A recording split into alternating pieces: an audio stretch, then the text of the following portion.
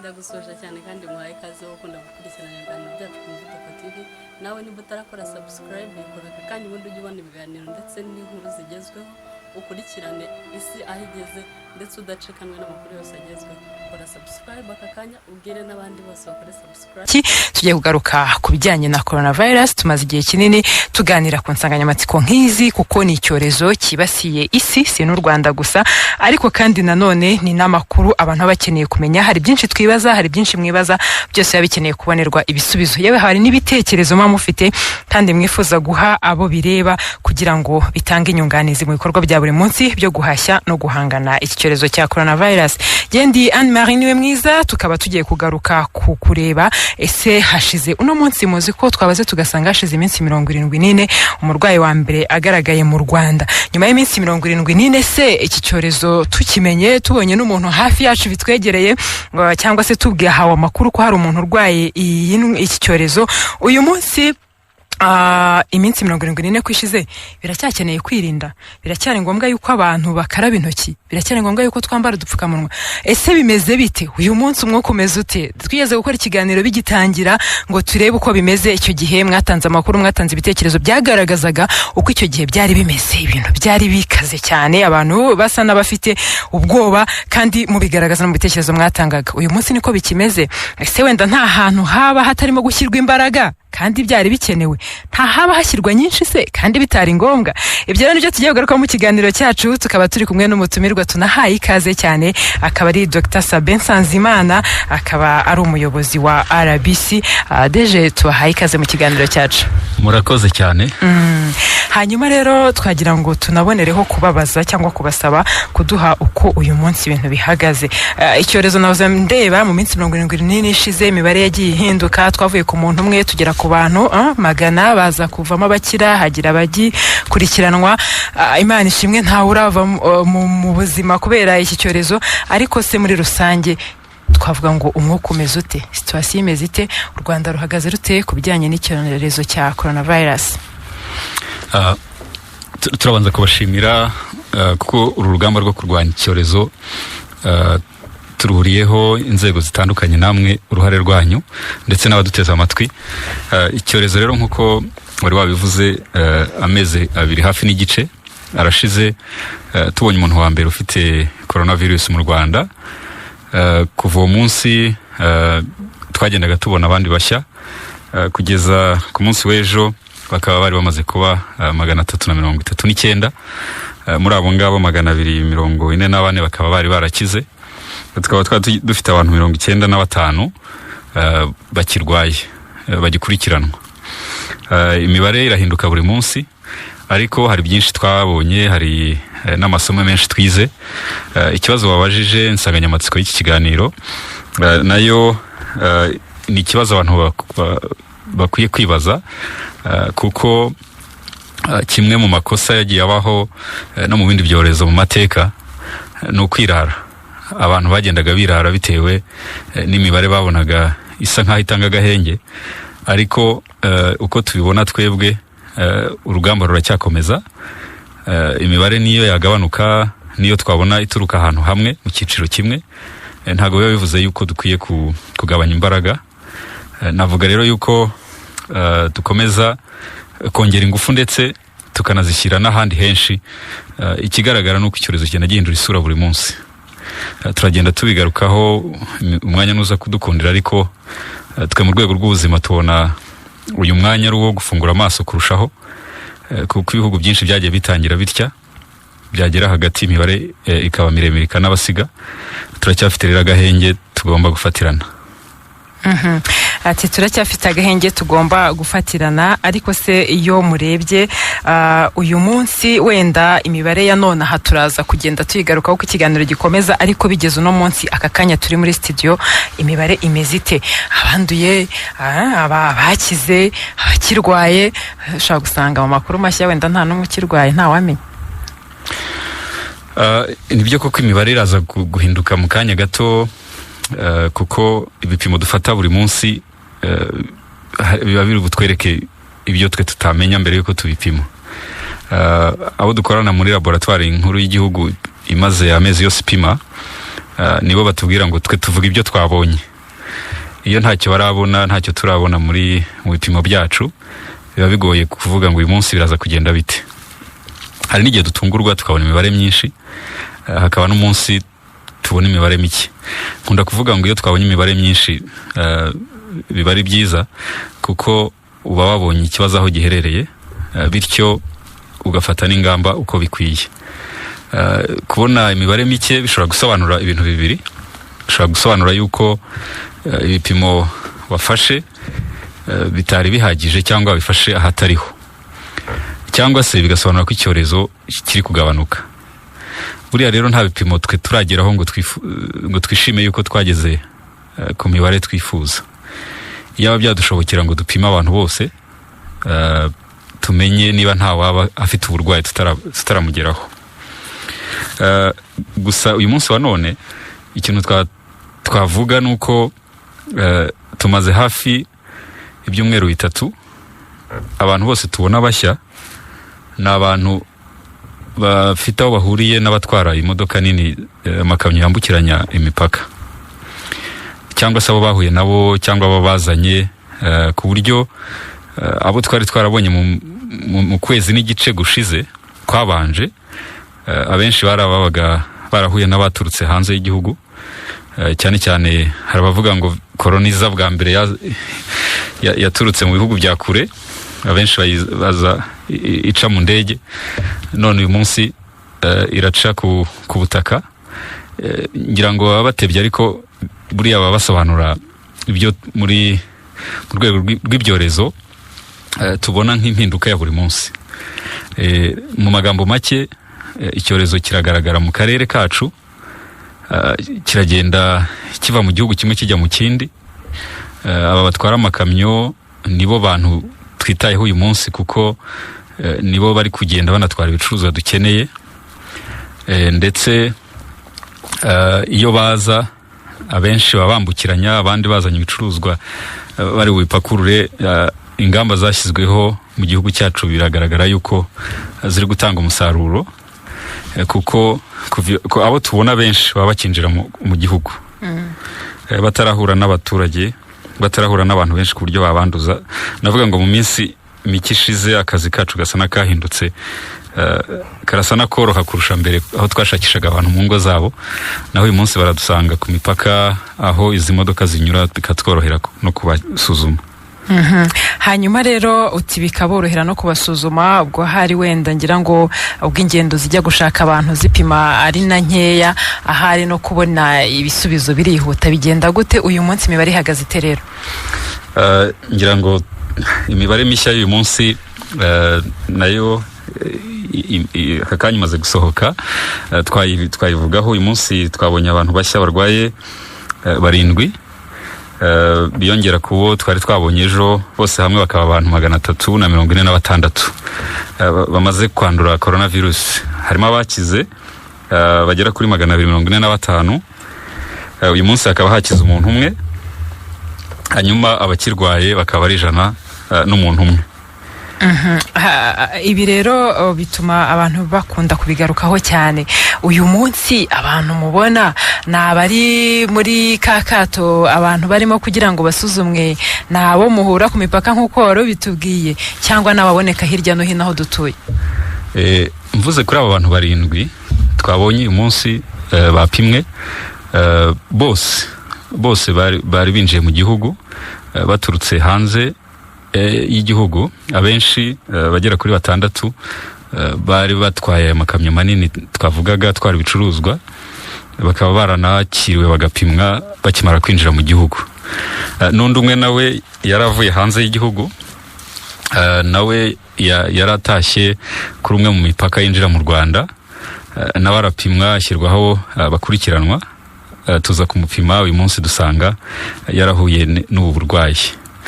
Niyo mpamvu rero bishimangira ibyo nari navuze mu kanya, yuko tumaze hafi ukwezi abantu benshi turi kubona bafite uburwayi baturuka hanze binjira mu gihugu, ku buryo twavuga ngo abari barahuye n'ubu burwayi bari mu gihugu imbere, muri iki gihe gishize dupima tubashaka banavurwa. Twavuga ko twari tumaze icyo kivi kucyusa, ahubwo dutangiye igishya cy'abari guturuka mu baturanyi, kandi imigenderanire hari ya ngombwa igikomeza, cyane cyane abatwara ibicuruzwa.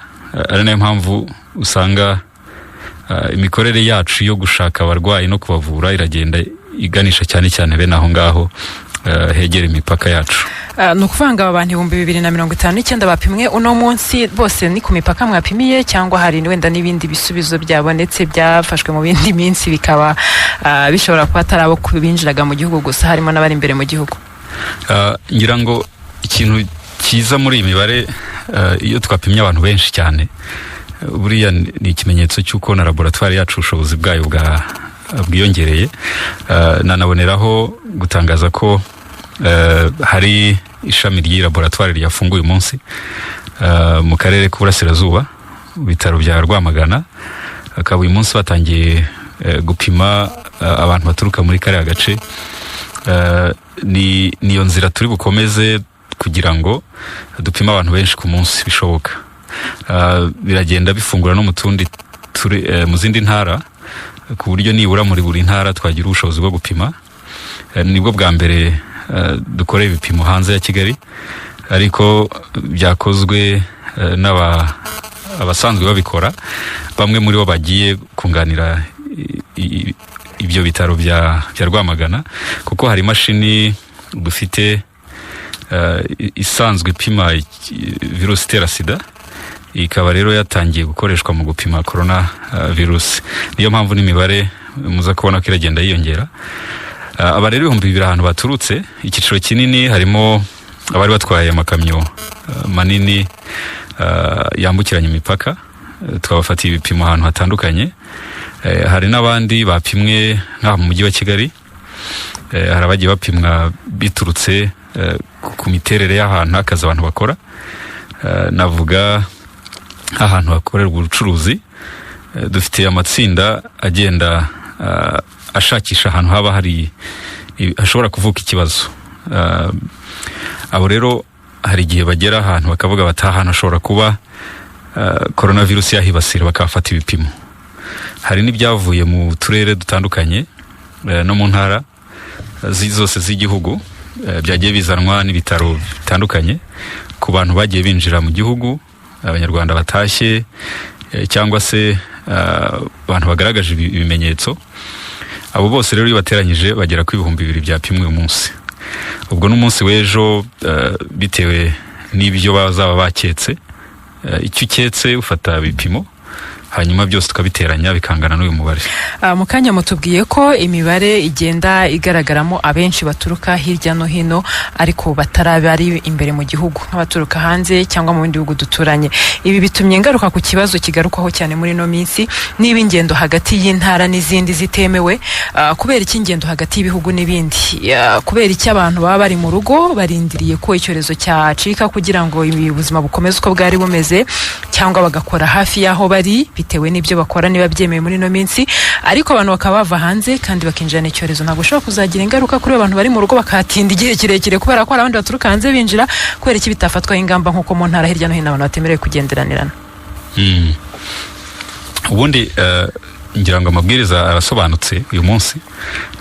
Ingendo abantu basurana aho baba baturuka hose ntabwo zemewe, ku buryo baba baturuka mu ntara baba baturuka hanze y'igihugu ntabwo bemerewe gusurana, ku buryo twakomeza kwirinda iki cyorezo. Gusa umunyarwanda utaha mu gihugu cye ntabwo mubuza uburenganzira bwe.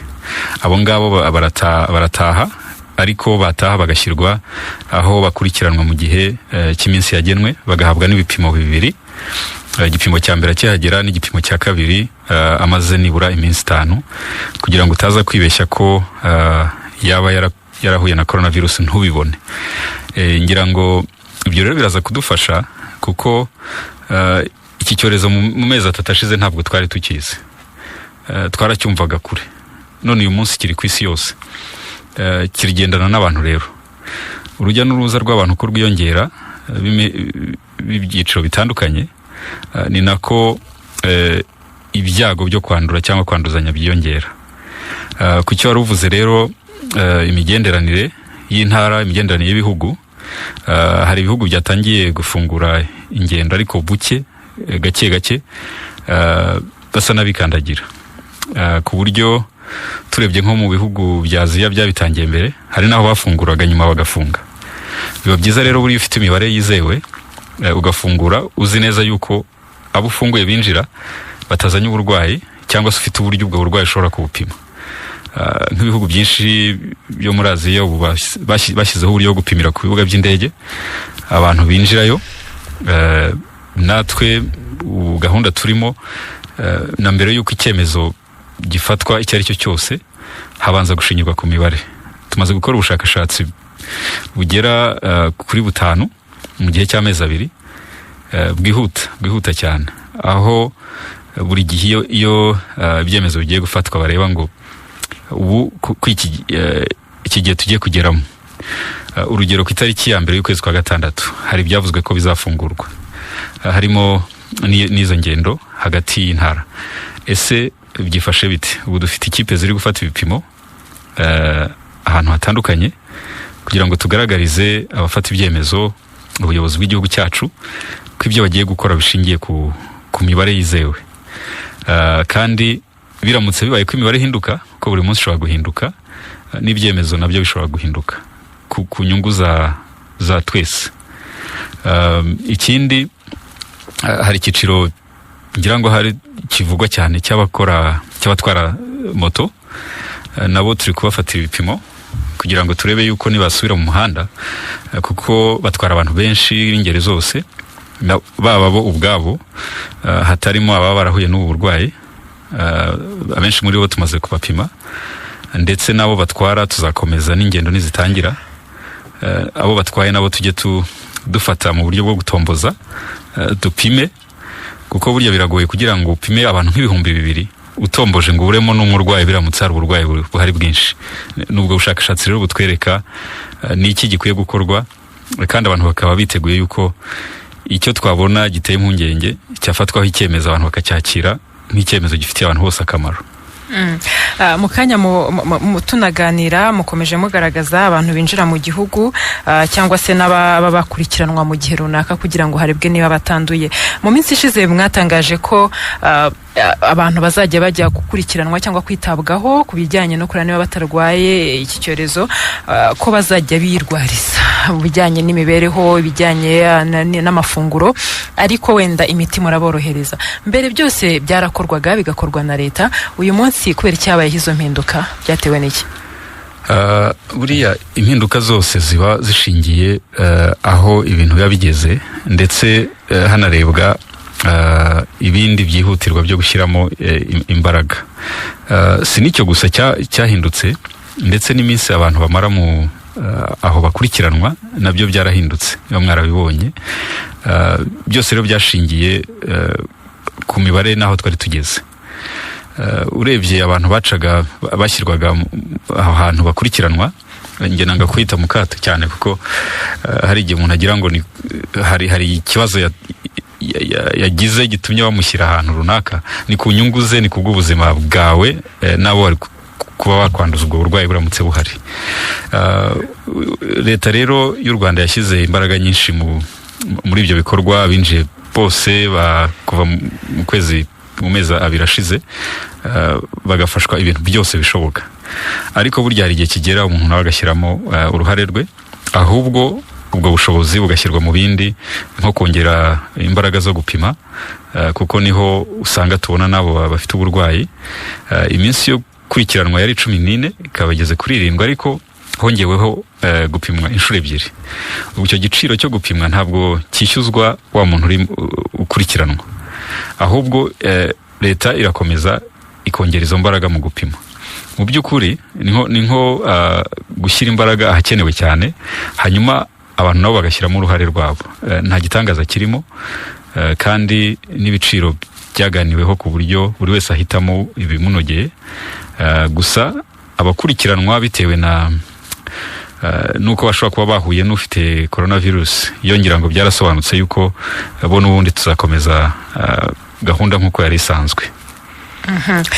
Murakoze cyane kuba dukurikiye, tubabwire ko turi mu kiganiro ubyumvute kuri Keti Radio, aho turimo tuganira n'umutumirwa wacu w'uyu munsi akaba ari Dr. Sabin Nsanzimana, ni umuyobozi mukuru wa RBC.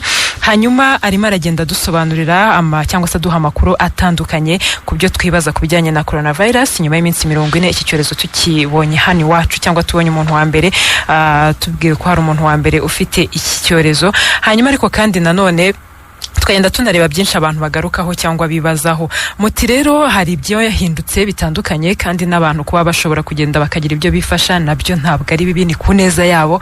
Hanyuma nkavuga nti ese nta batinya ubushobozi? Mu minsi ishize nabonye amatangazo, sinzi niba munayemera muratubwira, hari amahoteli amwe twabonye cyangwa ahandi hantu hatandukanye abantu bajyanwamo kugira ngo bitabweho, bakurikiranwe, hanyuma harebwe niba ubuzima bwabo nta kibazo bwabo bufite, cyangwa se babarinde no kuba bakwanduza abandi haramutse hari urwaye.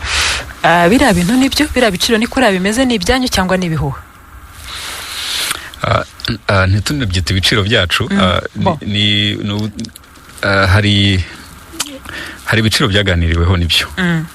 Icya mbere cyagendeweho no kugira ngo habeho koroherezanya hagati y'abazakoresha izira serivisi ndetse na ba nyir'amahoteli yemeye gukora kariya kazi, kuko ntabwo ari akazi koroshye.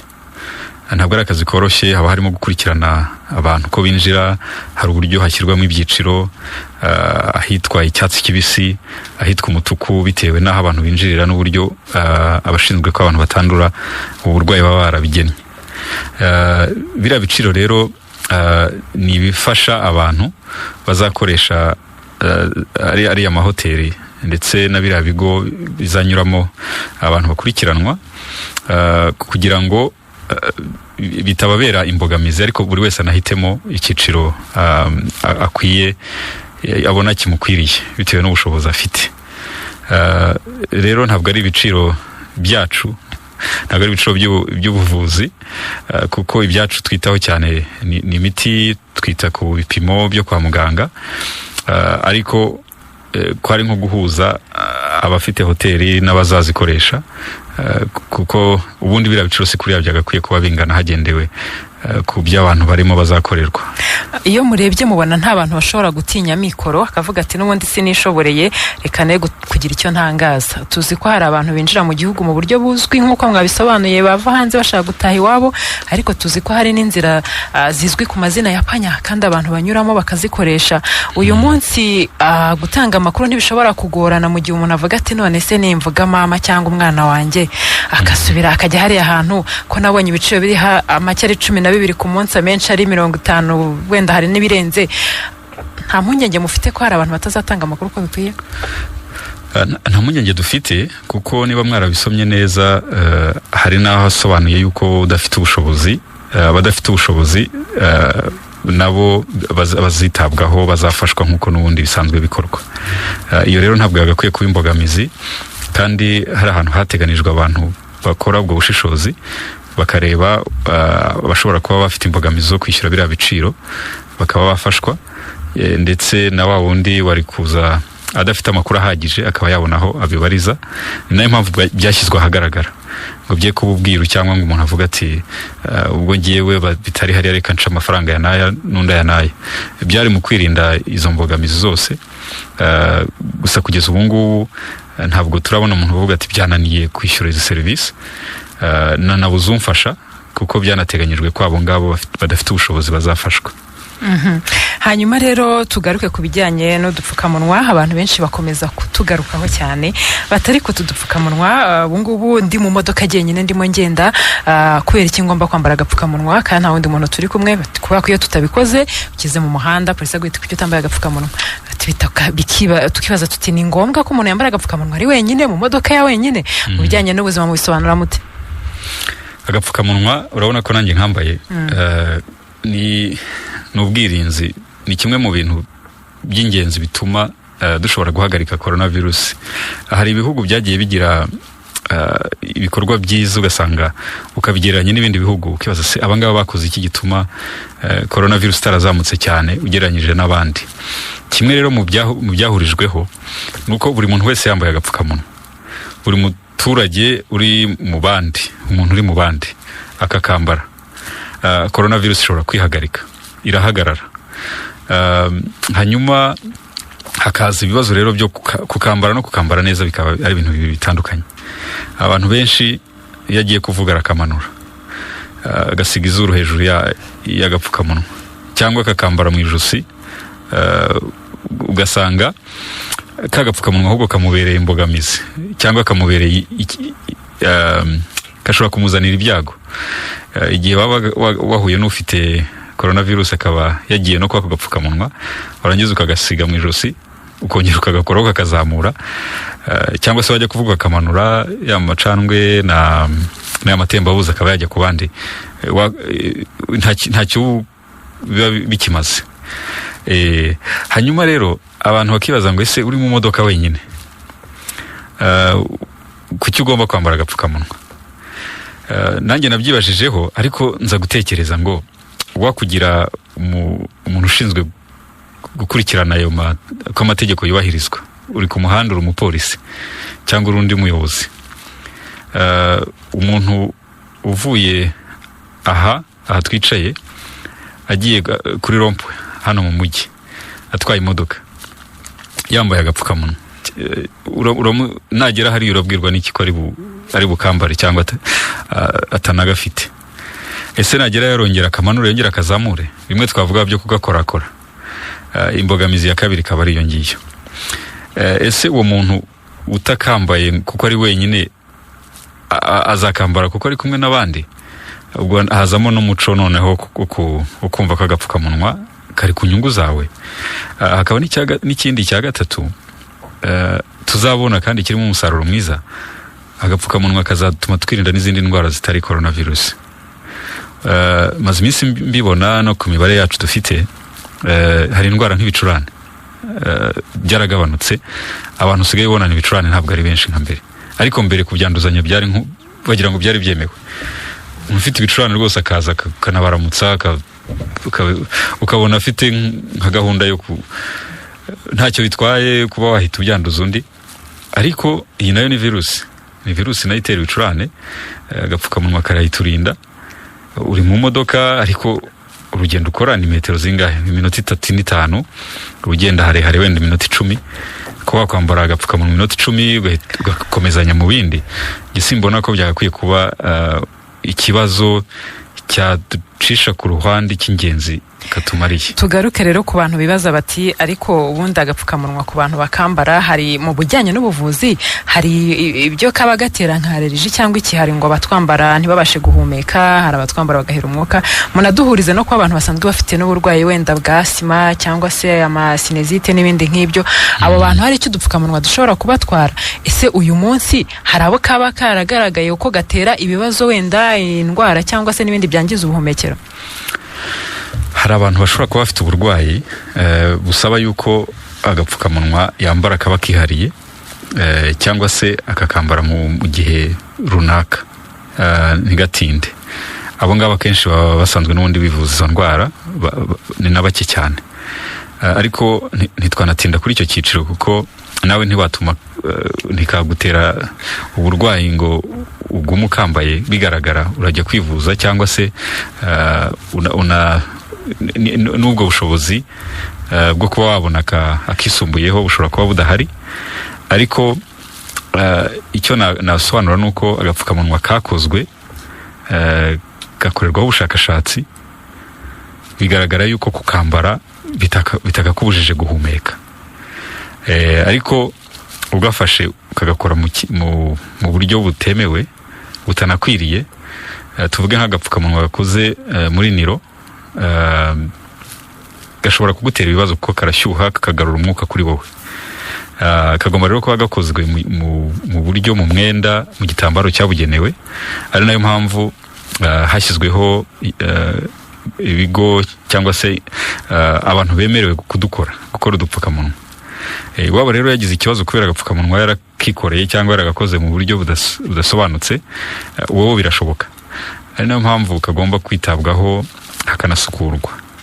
Ariko ubushakashatsi bwakozwe burahagije yuko umuntu wese yakambara arengeje imyaka 2 kandi kamugireho ikibazo.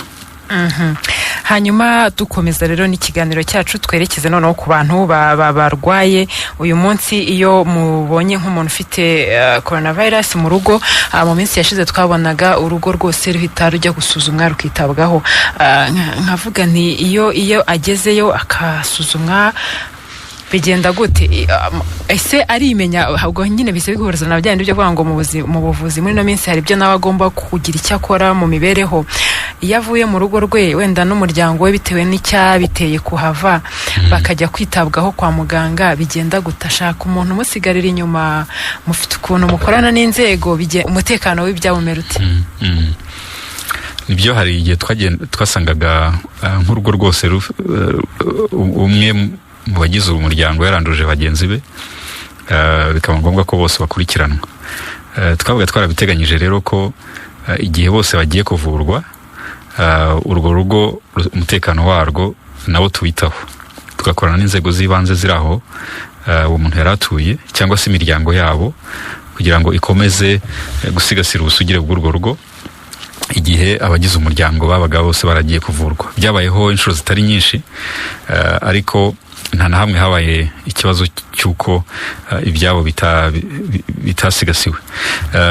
Ikindi umuntu aba yifuza, iyo umuryango uri hamwe, ntabwo tuvura virusi gusa, tuvura umuntu wuzuye wese, tukanavura n'umuryango n'abamuri hafi. Nubwo nta abantu basurwa aho tuvurira coronavirus muri bya bigo byacu bibiri, ariko umuryango ugomba gukurikirana, ndetse n'itumanaho rirahari, ngira ngo mwajye mubikurikira, ku buryo ibyumweru bibiri akenshi bamaramo bahava bameze neza, atari virusi gusa yabashizemo, ariko n'uburyo bw'imitekerereze n'imibereho rusange y'umuntu ikaba itahungabanye.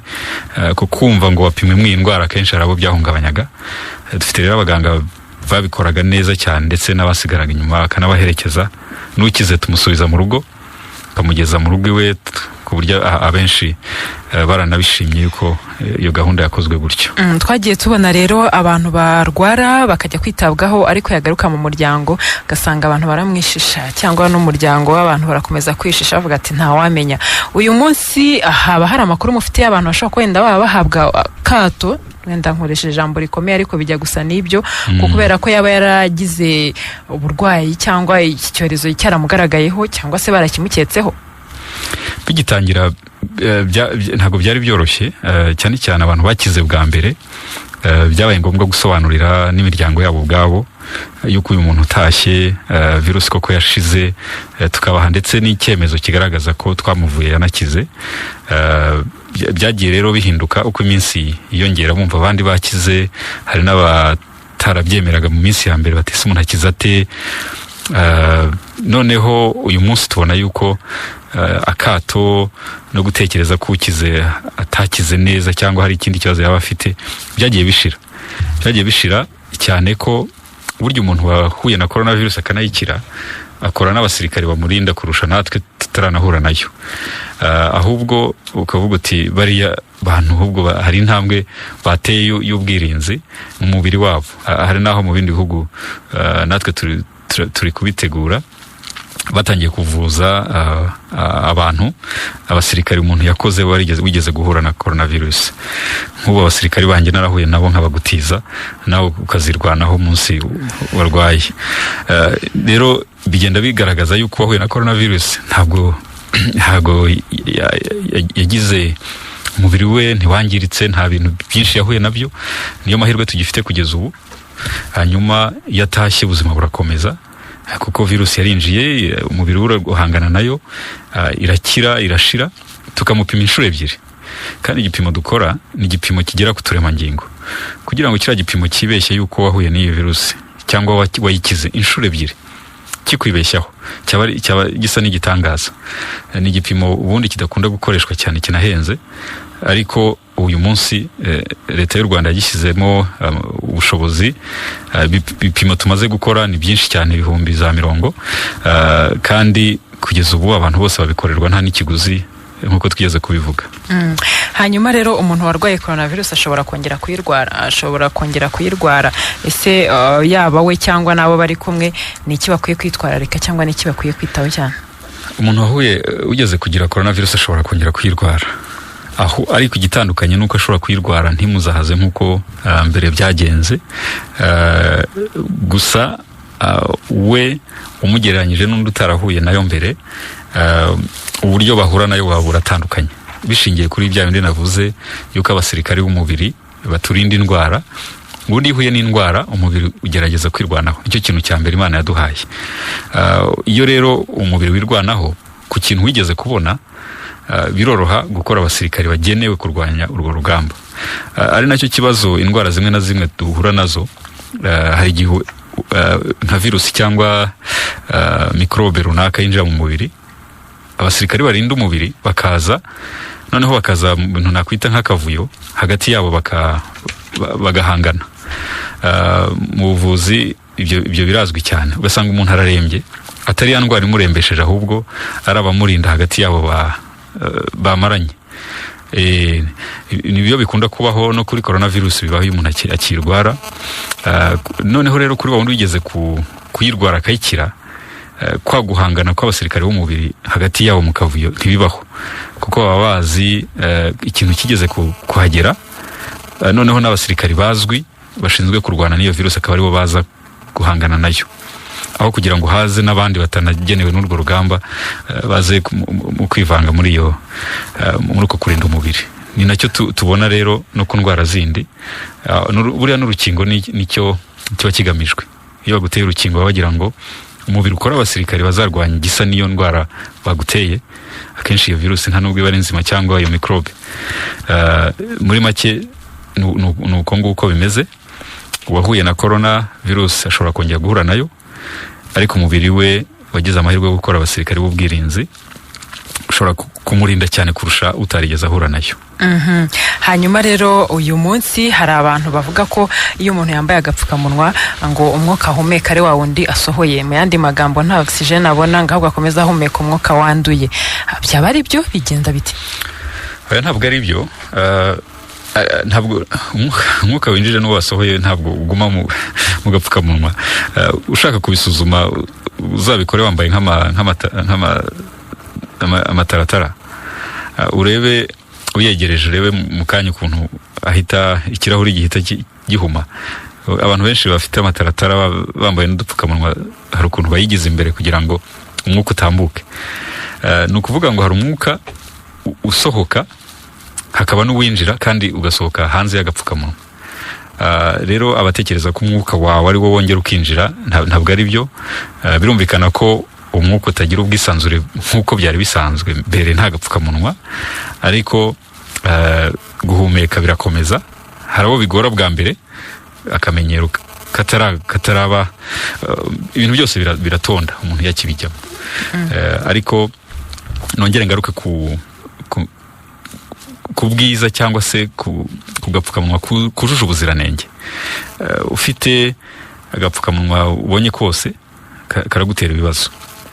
Hari tuba tumeze neza, twabugenewe. Hari n'udupfukamunwa buriya twambarwa amasaha make cyane. Hari akazwi cyane bita N95, ubundi kagenewe abaganga bari mu bitaro bavura indwara zishobora kubanduza, atari na coronavirus cyangwa tuvuge nk'igituntu n'izindi ndwara zandura vuba mu buhumekero. Ariko kaba gafite ibyumba nka bitatu cyangwa 4, aho kwinjiza umwuka no kuwusohora biba bigoranye. Bityo haba hari amasaha yagenwe ukambara, hanyuma ukaza kugakuramo. N'aka ngaka kandi dufite, nk'aka nambaye ntabwo gakwiye kurenza amasaha 4 ukambaye. Nyuma y'amasaha 4 ndagasimbura. Akumwenda ko gafite n'umwanya rwose umwuka ushobora gucamo, bigenda bitandukana. N'uburinzi bwako urumva buratandukana. Nk'ako nkubwiye ko kwa muganga, impamvu bakita 95, kakurinda ku gipimo cya 95 ibishobora kwinjira mu buhumekero. Akumwenda gashobora kurinda umuntu ku gipimo cya 50%. Ariko urumva iyo tukambaye twese, buri wese ibipimo bye akabiteranya n'ibyundi, niyo mpamvu y'amatembabuzi nyine uyafite arayagumana, cyangwa se ntanakwirakwire cyane. Muri make rero agapfukamunwa ni ngombwa kandi buri gihe, ariko ukamenya amasaha ugomba kukambara wenda kariya k'umwenda uko ntabwo mwari muvuze igihe kamara kandi abantu benshi nitwo babasha kwigondera hirya no hino ko kambarwa igihe kingana iki? Kambarwa ubundi amasaha menshi agomba kuba amasaha 6 hanyuma nyuma yaho ukagakuramo kakameswa, buriya kugakuramo kakabika ugashyira nko mu gikapu cyangwa mu mufuka ukaza kongera ukakambara, nanone wongeye ibyago by'uburwayi aho kugira ngo wirinde. Tekereza igihe wakambariye, abantu mwahuye aho wanyuze hose n'ibyagiyeho, byaba iby'abandi cyangwa se ibyawe, ubibike wongere uze kongera ubisubiremo. Hanyuma se kubera iki ariko karinda igihe kirekire ugereranyije n'utundi tubwiye kandi ari nako gafite imbaraga nkeya muri za pourcentage batubwiraga?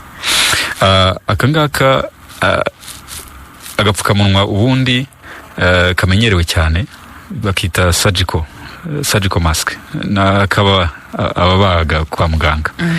Gakoze mu gisa n'urupapuro, ku buryo dutekereje ko ari amatembabuzi ajyaho, rwa rupapuro rugeraho rugasaza, rukaba rwatangira gupfuka. Niyo mpamvu nk'aka nambaye rero amasaha aba makeya. Hanyuma wa wundi ufite agapfukamunwa k'umwenda, ntabwo ari urupapuro, gashobora kongeraho amasaha 2. Kandi navuze gafunze cyane, kagira amasaha make bitewe nuko gafunze. Ugakoresha ntabwo yakagumana igihe kirekire, kandi guhumeka umwuka unyura mu byumba 3 bimugoye. Nicyo kinyuranyo nta kindi. Uyu munsi abantu benshi baribaza ku bijyanye n'ubuziranenge bw'udupfukamunwa, kubera yuko buriya abantu hari abatugura mu buryo buzwi naho bwemerewe, hari n'abandi batwikorera ku ruhande bitewe na buri wese na gahunda ze cyangwa n'umugambi we, ariko kugeza uno munsi mbona abakontorora ko umuntu yambaye cyangwa abagenzura bareba ko kambaye nyine ugakomeza, ntibaze niba ari ako widodeye mu nzu, ntibaze niba ari ako waguze kwa muganga cyangwa se muri za nganda zizwi twabwiwe. Uyu munsi muhanganye mute n'ibyo bintu, ko ntabwo mufite impungenge ko bishobora guteza uburwayi, cyangwa ayo makuru ntabwo muyafite? Impungenge zirahari, turanabibona. Hari n'inzego nyinshi dukorana zibisuzuma, cyane cyane nka polisi, kandi barabikora neza. Buriya intambwe ya mbere yari ukumva imyumvire igahinduka, kumva ko agapfukamunwa gafite umumaro mu kwirinda iki cyorezo. Nge nanashima rwose abanyarwanda n'abandi baba mu Rwanda bagiye babyumvise vuba. Usanga imibare y'abakoresha agapfukamunwa, iyo uzenguruka, iyo utembera mu muhanda, usanga birashimishije. Ikidashimishije n'uburyo gakoreshwa. Tuzagera no kuri icyo uvuga, ese karite yako imeze gute? Ariko ngewe ikimpangayikisha ni uburyo abantu bakambara nabi. Ugasanga hari umuntu uhora yambaye agapfukamunwa ariko izuru rye ritarigera ripfuka na rimwe. Hakaba n'undi noneho aba ari mu nama agaterura rwose, ukabona arakamanuye ashyize hasi, agiye kuvuga akambaye mu ijosi. Uwo ni nawe ntera impungenge cyane, kuko iyo uvuga amacandwe utanabona ajya mu bantu. Na ya mikoro uri kuvugiraho warangiza ukayihereza undi, nayo matembabuzi yayigiyeho, bityo haba hari ikibazo. Hakaba uwa gatatu noneho ugafata akagakorakora, yarangiza akanakabika, akongera akagakoresha. Tekereza rero izo virusi niba wazambaye, wazifashe, wanazibitse. Hanyuma icyo wari uvuze gikomeye cyane tugomba no gushyiramo imbaraga no kureba ubwiza bw'agapfukamunwa dukoresha. Nabonye hano mu mujyi wa Kigali urubyiruko batangiye kubibona rwose, za branding z'udupfukamunwa, ibintu birasa neza, ariko tunatekereze se nako kudukingira cyangwa nako murimbo gusa. Tuze kumva ko agapfukamunwa kabe gasa neza, ariko natekereze ko kakurinda kuza guhura n'umuntu ufite coronavirus, cyangwa se nawe urayifite, uri kurinda abandi. Hanyuma rero mu bihe byashize iki cyorezo kigitangira hirya no hino hano mu Rwanda, amakuru yavugaga ko, cyangwa mwatangazaga nka Minisiteri y'Ubuzima ndetse n'inzego zitandukanye bazaga mu biganiro, bagaragazaga ko kwambara agapfukamunwa icyo gihe bitari ngombwa. Impinduka zaje zite uyu munsi ku buryo kaba nkingi ya mwamba mu kurwanya coronavirus? Ni ikibazo cyiza, nta nubwo ari twe twenyine, n'isi yose. Ikintu cya mbere cyari ikibazo cya gihe, cyari ukuvuga ngo ese dufite udupfukamunwa dukwiriye byibuze n'abaganga? Ntatwe twari dufite, nta n'undi wari udufite duhagije mu bihugu ibyo ari byo byose byateye imbere. Icya mbere twagombaga gukingira ni ukugira ngo ba bandi bari buhure n'abarwayi babe bafite uburyo bari bubavure batikanga. mugeze kumva abaganga mu bihugu bimwe aho banahungaga abarwayi, hano ntibyigeze bibaho, kugira ngo abanyarwanda bo bamenyereye guhangana n'ibibazo bikomeye. Ariko kiriya cyiciro twaje kukirenga, tugera ku cyiciro kivuga ngo ese niki cyatuma coronavirus itaza kuva ku bantu tutazi naho bari igera ku bandi. Icyo gihe n'ubushakashatsi bwakomeje gukorwa, aho mu bihugu nka za Singapore, Korea na Taiwan bagaragazaga yuko kuba abaturage bose barambaye udupfukamunwa byatumye coronavirus itazenguruka cyane mu baturage nko mu bindi bihugu byateye imbere tuzi. Imyitwarire, ikinyabupfura, discipline y'abaturage yatanze ikinyuranyo mu bihugu bimwe, ari nacyo turi kubona hano mu Rwanda. Ari nayo mpamvu impinduka yabaye naha, kavuga ngo abantu bose lockdown yarangiye, ariko abantu basohoke badakwirakwiza amatembabuzi ku bandi batabanduza. Nta kindi cyatumye bihinduka ni icyo. Hari ibyo twabonye bishya, ariko n'udupfukamunwa tw'abaganga bacu n'abakora umurimo wo guhangana na coronavirus, abo bita frontliners, bari bamaze kubona ibikoresho byose bihagije. Uyu munsi tubona ibihugu bitandukanye birakataje mu bushakashatsi, abantu amakuru aratangwa agaragaza byinshi binyuranye bigenda bigerwaho hagamijwe gucukumbura cyangwa se gushakisha ngo harebwe ko haboneka umuti uvura coronavirus. U Rwanda ruhagaze gute ku bijyanye n'ubushakashatsi? Duhagaze neza, navuga n'urugamba ibihugu byose bigerageza kwinjiramo. Nta muti uhari uyu munsi wo kuvura coronavirus, nta muti uhari wizewe.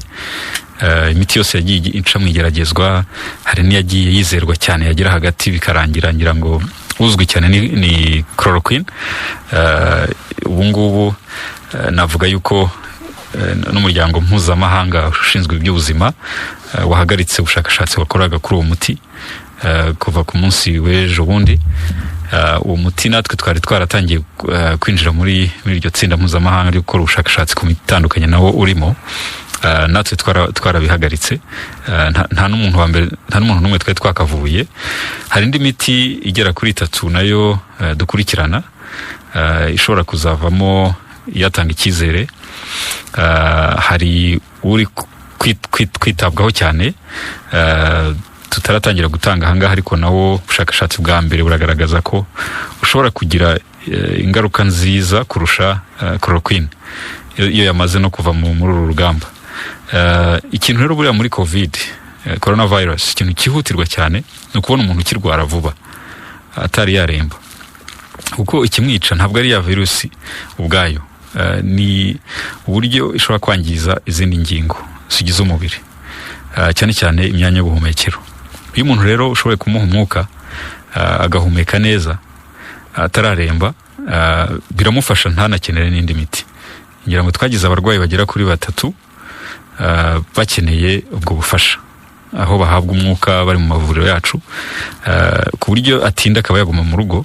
Ashobora kugera mu byiciro aho ashyirwamo noneho n'ubundi buvuzi, akaba yanashyirwamo imipira igera mu bihaha imufasha, ariko bose bahabwaga umwuka biciye inyuma, bitagombereye ko winjira mu myanya y'ubuhumekero ngo umufashe guhumeka. Icyo ni urugero rwa mbere rwo kuvura coronavirus udatanze imiti ijya kwica virus ubwayo, kuko umubiri iyo ufashije kwihagararaho mu minsi mike ukora ubudahangarwa, ubwirinzi.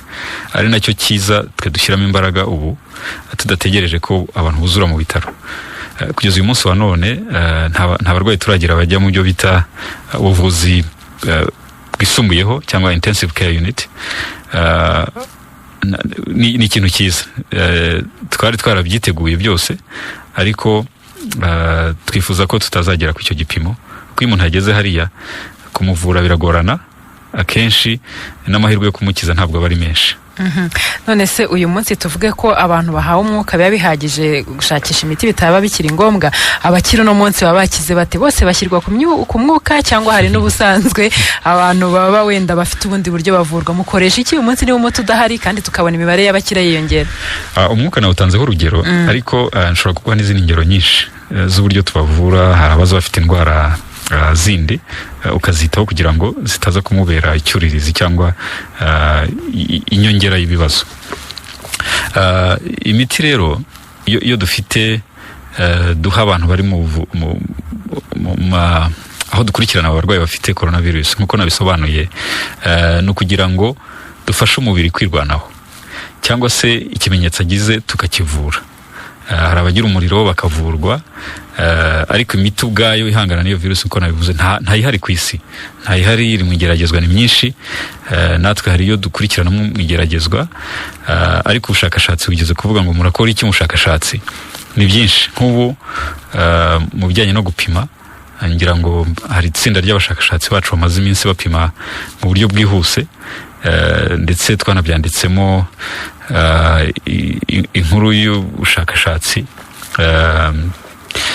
ishobora no gufasha ndetse n'ibindi bihugu.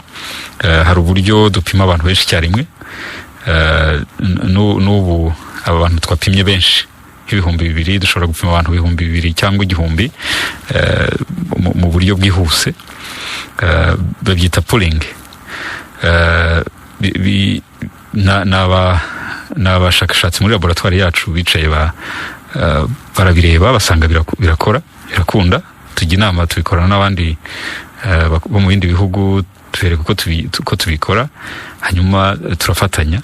Ubu hari ibihugu byinshi biri kutugisha inama, murabikora gute.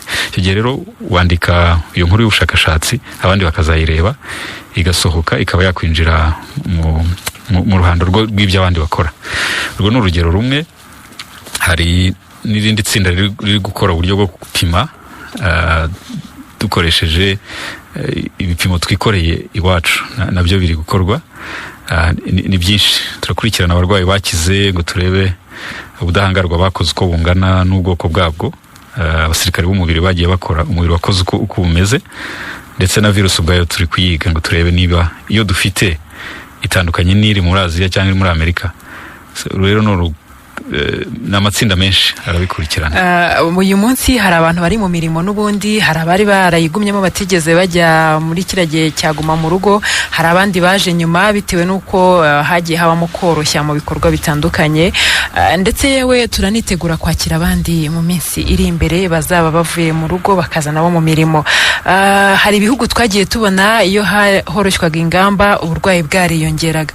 Mwiteguye mute guhangana wenda n'ibishobora kuvamo mu gihe abantu babaye benshi tuza mu kazi?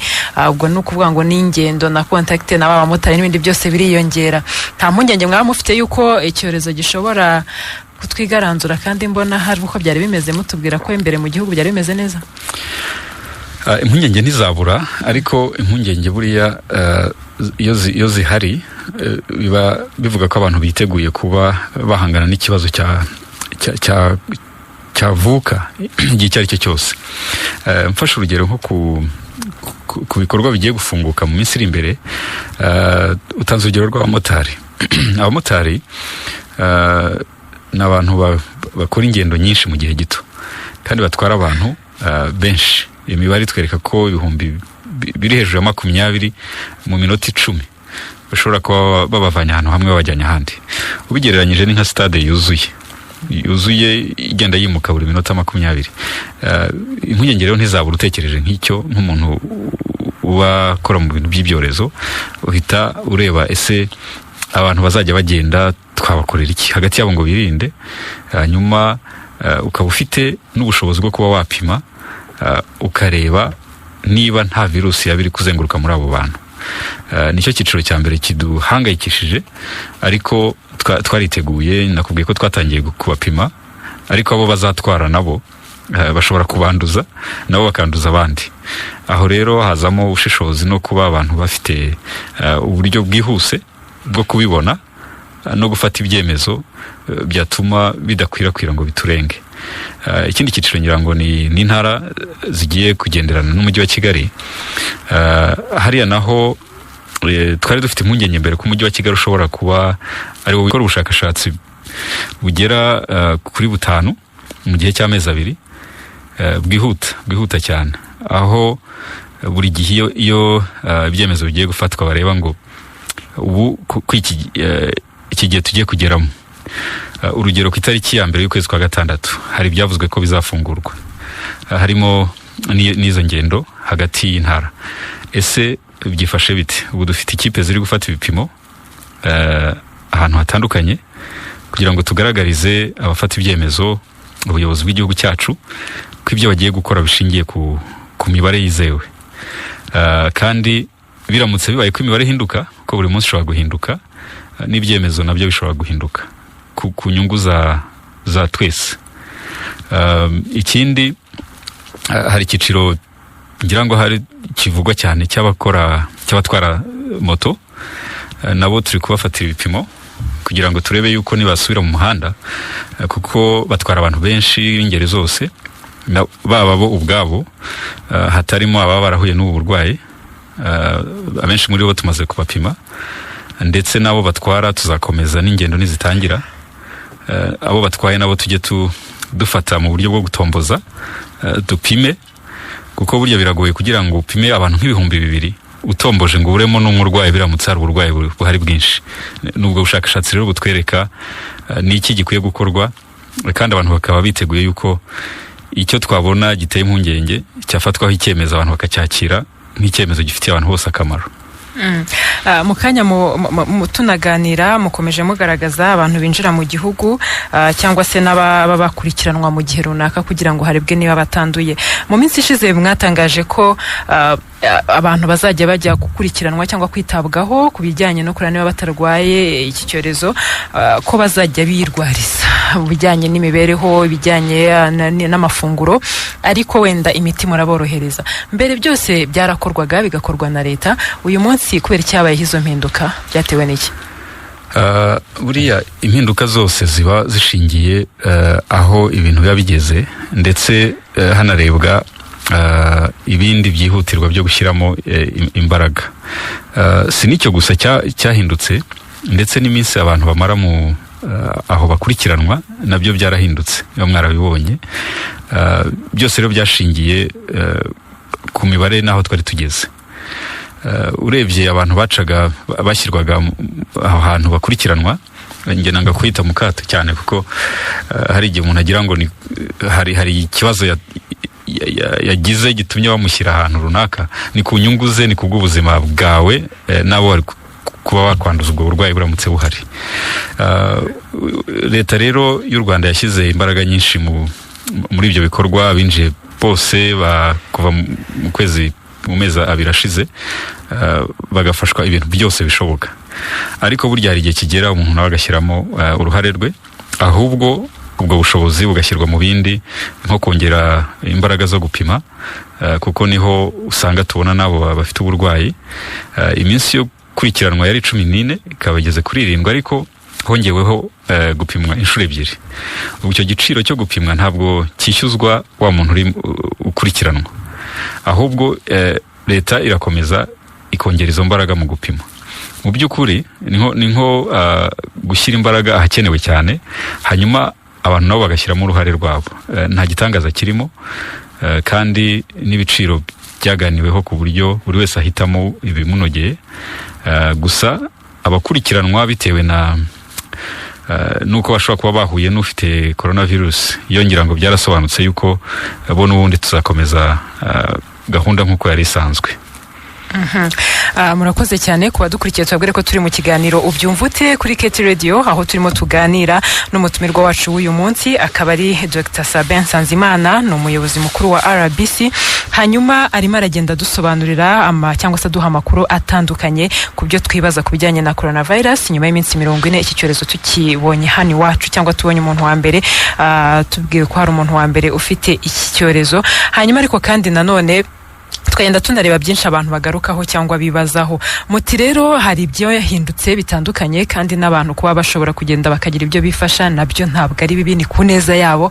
Hanyuma nkavuga nti ese ntabatinya ubushobozi? Mu minsi ishize nabonye amatangazo, sinzi niba munayemera muratubwira, hari amahoteli amwe twabonye cyangwa ahandi hantu hatandukanye abantu bajyanwamo kugira ngo bitabweho, bakurikiranwe, hanyuma harebwe niba ubuzima bwabo nta kibazo bwabo bufite, cyangwa se babarinde no kuba bakwanduza abandi haramutse hari urwaye.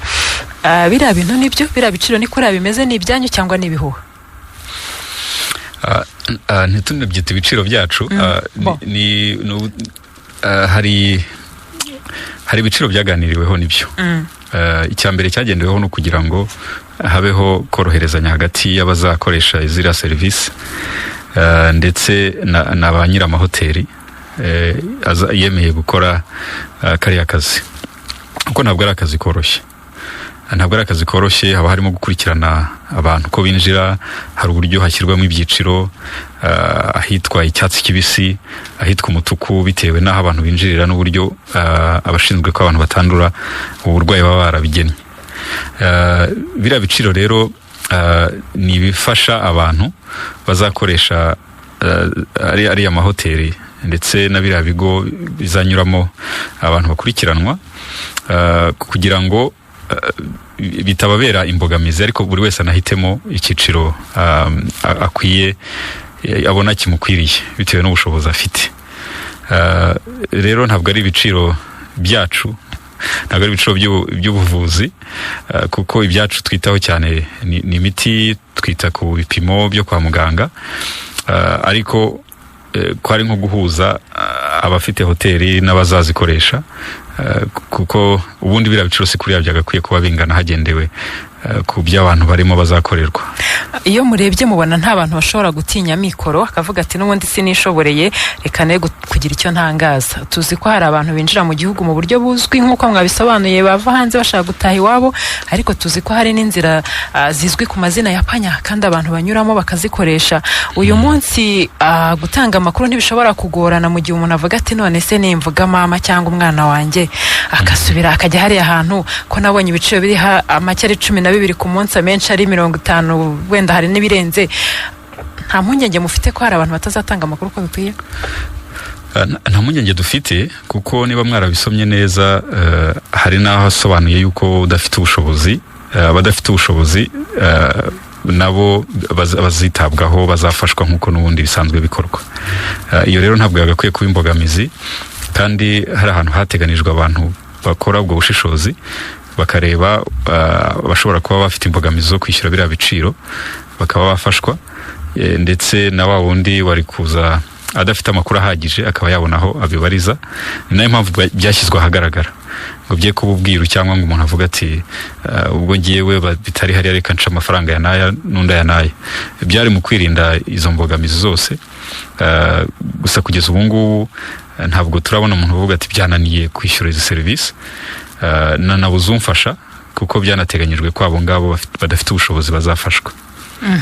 Hanyuma rero tugaruke ku bijyanye n'udupfukamunwa. Abantu benshi bakomeza kutugarukaho cyane, batari ko tudupfukamunwa. Ubu ngubu ndi mu modoka jyenyine ndimo ngenda, kubera iki ngomba kwambara agapfukamunwa kandi nta wundi muntu turi kumwe, kubera ko iyo tutabikoze ukize mu muhanda polisi aguhita kuki utambaye agapfukamunwa, tukibaza tuti ni ngombwa ko umuntu yambara agapfukamunwa ari wenyine mu modoka ya wenyine? Mu bijyanye n'ubuzima mu bisobanura mute? Agapfukamunwa urabona ko nanjye nkambaye, ni ubwirinzi, ni kimwe mu bintu by'ingenzi bituma dushobora guhagarika coronavirus. Hari ibihugu byagiye bigira ibikorwa byiza, ugasanga ukabigereranya n'ibindi bihugu, ukibaza se abangaba bakoze iki gituma coronavirus itarazamutse cyane ugereranyije n'abandi. Kimwe rero mu byahurijweho nuko buri muntu wese yambaye agapfukamunwa, buri muturage uri mu bandi, umuntu uri mu bandi akakambara, coronavirus ishobora kwihagarika, irahagarara. Hanyuma hakaza ibibazo rero byo kukambara no kukambara neza, bikaba ari ibintu bibiri bitandukanye. Abantu benshi iyo agiye kuvuga arakamanura, agasiga izuru hejuru y'agapfukamunwa, cyangwa akakambara mu ijosi, ugasanga kagapfukamunwa ahubwo kamubereye imbogamizi, cyangwa kamubereye gashobora kumuzanira ibyago. Igihe wahuye n'ufite coronavirus akaba yagiye no kwako gapfukamunwa, warangiza ukagasiga mu ijosi, ukongera ukagakoraho kakazamura, cyangwa se wajya kuvuga akamanura ya macandwe na matembabuzi akaba yajya ku bandi, ntacyo biba bikimaze. Hanyuma rero abantu bakibaza ngo ese uri mu modoka wenyine, kuki ugomba kwambara agapfukamunwa?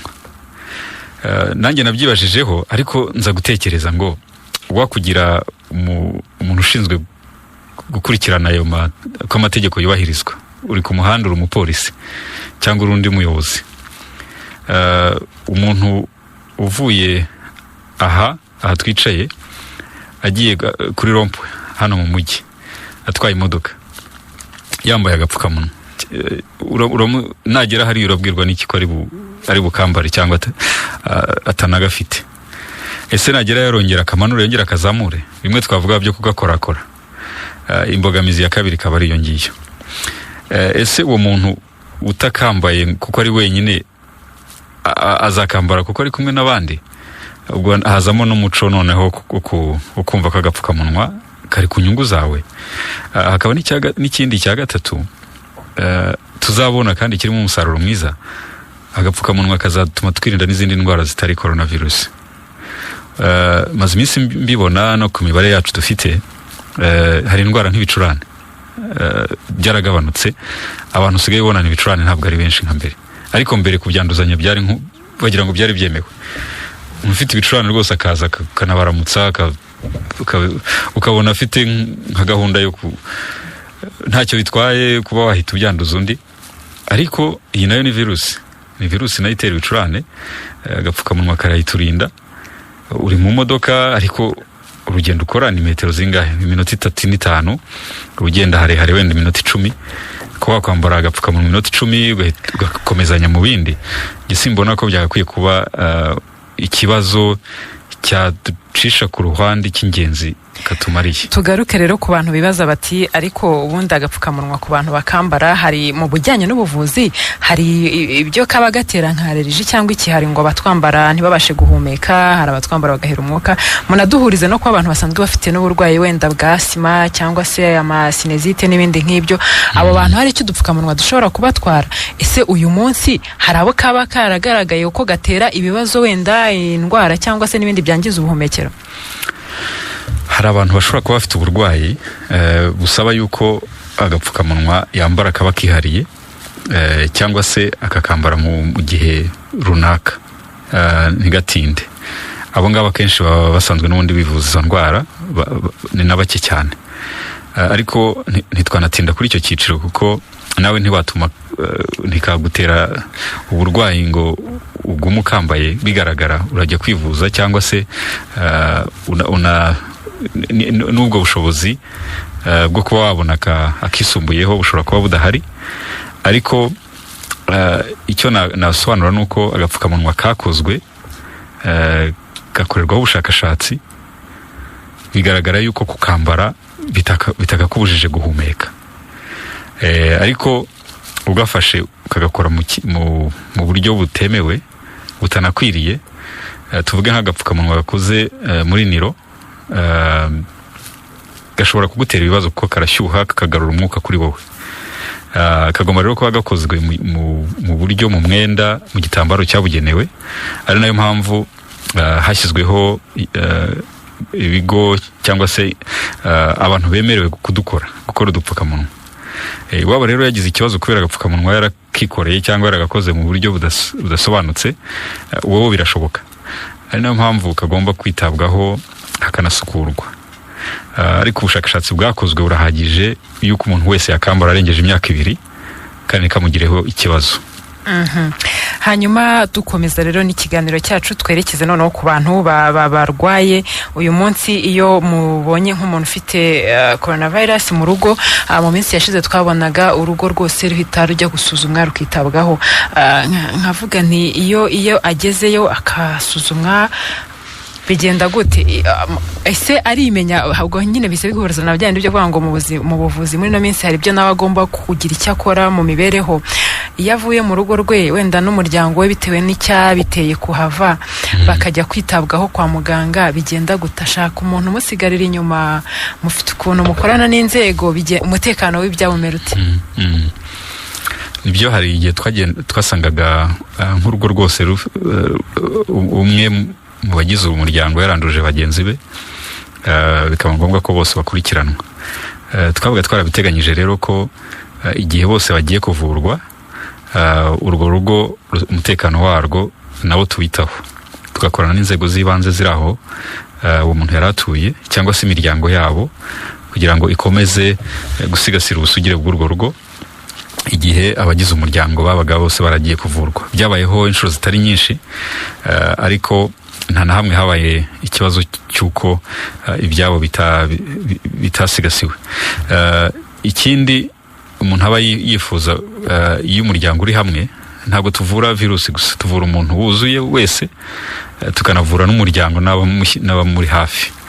Nubwo nta abantu basurwa aho tuvurira coronavirus muri bya bigo byacu bibiri, ariko umuryango ugomba gukurikirana, ndetse n'itumanaho rirahari, ngira ngo mwagiye mubikurikira, ku buryo ibyumweru bibiri akenshi bamaramo bahava bameze neza, atari virusi gusa yabashizemo, ariko n'uburyo bw'imitekerereze n'imibereho rusange y'umuntu ikaba itahungabanye. Kumva ngo wapimwe indwara kenshi arabo byahungabanyaga. Dufite rero abaganga babikoraga neza cyane, ndetse n'abasigaraga inyuma bakanabaherekeza, n'ukize tumusubiza mu rugo, kamugeza mu rugo iwe, ku buryo abenshi baranabishimye yuko iyo gahunda yakozwe gutyo. Twagiye tubona rero abantu barwara bakajya kwitabwaho, ariko yagaruka mu muryango gasanga abantu baramwishisha, cyangwa n'umuryango w'abantu barakomeza kwishisha bavuga ati nta wamenya. Uyu munsi haba hari amakuru mufite abantu bashobora kwenda baba bahabwa kato, wenda nkoresheje ijambo rikomeye ariko bijya gusa n'ibyo, kubera ko yaba yaragize uburwayi cyangwa iki cyorezo cyaramugaragayeho, cyangwa se barakimuketseho. Bigitangira ntabwo byari byoroshye, cyane cyane abantu bakize bwa mbere, byabaye ngombwa gusobanurira n'imiryango yabo ubwabo yuko uyu muntu utashye virusi koko yashize, tukabaha ndetse n'icyemezo kigaragaza ko twamuvuye yanakize. Byagiye rero bihinduka uko iminsi yiyongera, bumva abandi bakize, hari n'abatarabyemeraga mu minsi ya mbere, batese umuntu akize ate. Noneho uyu munsi tubona yuko akato no gutekereza ko ukize atakize neza cyangwa hari ikindi kibazo yaba afite byagiye bishira cyane ko burya umuntu wahuye na coronavirus akanayikira akora n'abasirikare bamurinda kurusha natwe tutaranahura nayo.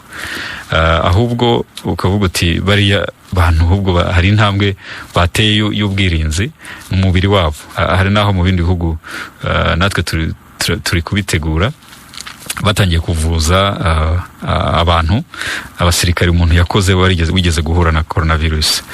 Nk'ubu abasirikare banjye narahuye nabo nkabagutiza, nawe ukazirwanaho munsi warwaye. Rero bigenda bigaragaza yuko wahuye na coronavirus ntabwo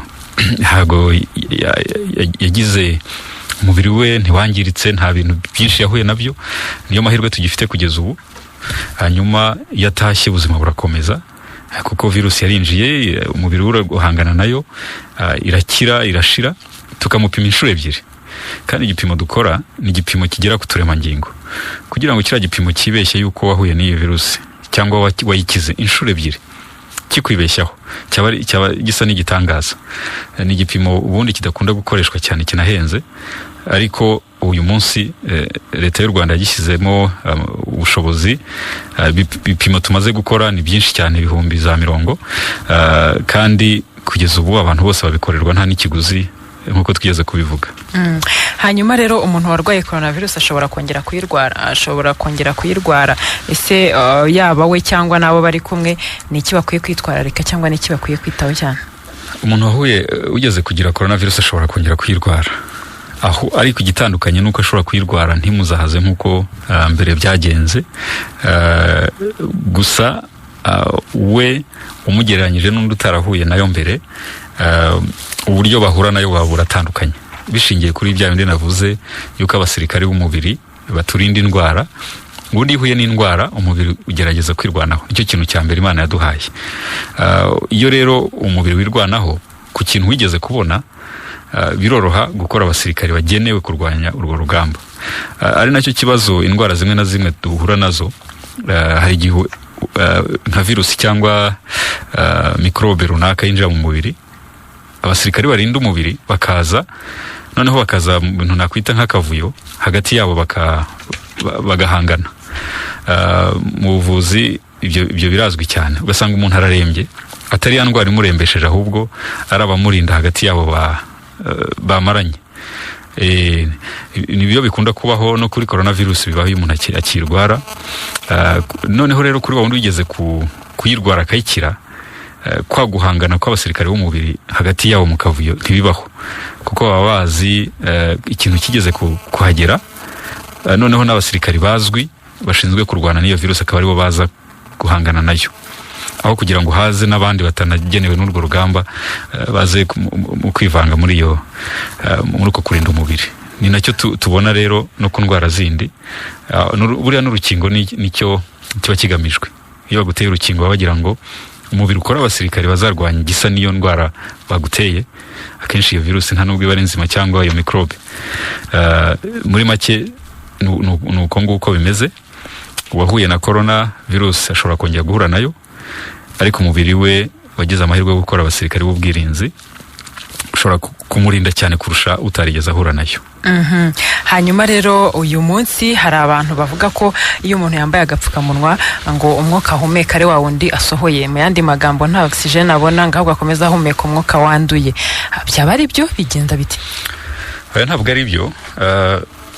Ntabwo umwuka winjije n'uwo wasohoye ntabwo uguma mu gapfukamunwa. Ushaka kubisuzuma uzabikore wambaye